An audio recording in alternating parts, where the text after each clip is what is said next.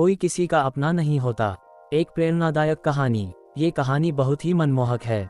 इस कहानी को अगर आप सुनेंगे तो आपके आंसू नहीं रुकेंगे। मेरी वीडियो को शुरू से लेकर अंत तक जरूर देखना, तभी इस कहानी का आप आनंद ले पाएंगे।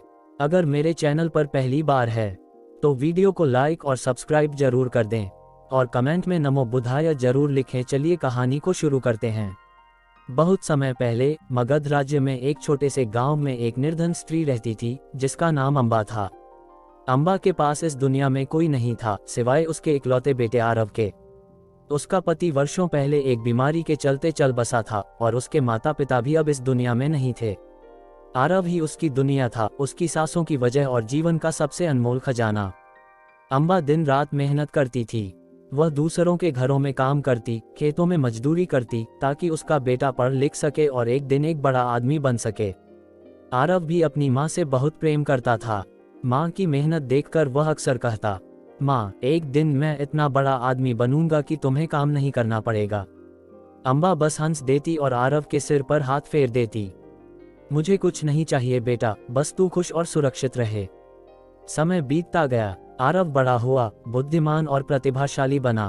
उसकी मेहनत रंग लाई और उसे एक बड़े नगर में नौकरी मिल गई। अम्बा की खुशी का ठिकाना नहीं था, पर साथ ही उसका दिल भारी था क्योंकि अब उसका बेटा उससे दूर जा रहा था। विदाई के समय उसने आरव का माथा चूमा और कहा, बेटा चाहे जहां भी रहो माँ को याद रखना। आरव ने माँ के आंसू पोंछते हुए कहा, माँ तुम मेरी दुनिया हो, भला तुम्हें कैसे भूल सकता हूँ। कुछ साल बाद आरव अब एक सफल और प्रतिष्ठित व्यक्ति बन चुका था। उसके पास धन, पद और समाज में मान सम्मान था। उसकी जीवन शैली पूरी तरह बदल चुकी थी। धीरे धीरे उसकी माँ के पत्रों के जवाब कम होते गए और फिर एक दिन बिल्कुल बंद हो गए। अम्बा हर दिन डाकिये का इंतजार करती पर कोई चिट्ठी नहीं आती। माँ के मन में सवाल उठने लगे, क्या मेरा बेटा मुझे भूल गया? क्या अब उसे मेरी जरूरत नहीं रही? पर फिर भी एक माँ के दिल में आशा की किरण थी। वह सोचती, शायद व्यस्त होगा, कोई बात नहीं, मैं एक दिन उससे मिलने जाऊंगी। और फिर एक दिन उसने ठान लिया कि वह आरव से मिलने जाएगी। बूढ़ी और कमजोर शरीर के साथ उसने लंबा सफर तय किया। जब वह नगर पहुंची और आरव के आलीशान घर के दरवाजे पर पहुंची तो उसका दिल तेजी से धड़क रहा था। दरबान ने अम्बा को ऊपर से नीचे तक देखा और कठोर स्वर में पूछा, क्या काम है? अम्बा ने थरथराते स्वर में कहा, मैं आरव की माँ हूँ, उससे मिलने आई हूँ। दरबान हंस पड़ा, आरव साहब की माँ? क्या मजाक है, जाओ यहाँ से भागो। अम्बा का दिल चूर चूर हो गया।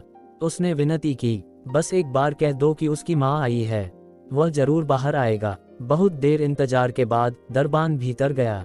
आरव बाहर आया, लेकिन उसकी आंखों में वह गर्मजोशी नहीं थी। उसके चेहरे पर एक अजनबीपन था। आरव ने अपनी माँ को देखा पर भावशून्य चेहरे से पूछा, आप कौन हैं? अम्बा के पैरों तले जमीन खिसक गई। बेटा मैं तुम्हारी माँ हूँ अम्बा, क्या तुम मुझे नहीं पहचानते? आरव ने अपने आसपास खड़े लोगों की ओर देखा जिनकी नजरें उस पर थीं। वह अपने सामाजिक सम्मान को लेकर चिंतित था। उसने कठोर स्वर में कहा, मुझे माफ कीजिए, आप शायद गलतफहमी में हैं। ये सुनकर अम्बा की आंखों में आंसू छलक पड़े।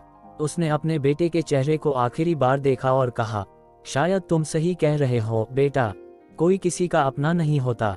अम्बा वापस लौट आई पर अब उसके दिल में खालीपन था। जिस बेटे के लिए उसने अपना सर्वस्व त्याग दिया उसी ने उसे ठुकरा दिया। कुछ ही दिनों में वह अकेलेपन और दैक से टूटकर इस दुनिया से चली गई। समाप्ति के बाद की शुरुआत। कुछ समय बाद आरव को खबर मिली कि उसकी माँ अब इस दुनिया में नहीं रही। वह भीतर से टूट गया। उसके मन में पछतावे की आग जल उठी। उसे एहसास हुआ कि उसने सबसे अनमोल रिश्ते को खो दिया था जिसे कभी वापस नहीं पाया जा सकता। वह माँ की कब्र के पास गया, फूट फूट कर रोया और कहा, माँ मुझे माफ कर दो, मैंने तुम्हें खोकर जाना कि दुनिया में हर रिश्ता टूट सकता है पर माँ का रिश्ता सबसे पवित्र होता है। पर अब बहुत देर हो चुकी थी। अम्बा के जाने के बाद वह ये सबक सीख पाया था कि धन, पद और प्रतिष्ठा क्षणिक हैं पर माँ का प्रेम अमर है। कोई किसी का अपना नहीं होता सिवाय उस माँ के जो बिना किसी शर्त के अपने बच्चे से प्रेम करती है। ये कहानी हमें ये सिखाती है कि दुनिया में सब कुछ बदल सकता है पर माँ का प्रेम और उसका त्याग अटल है।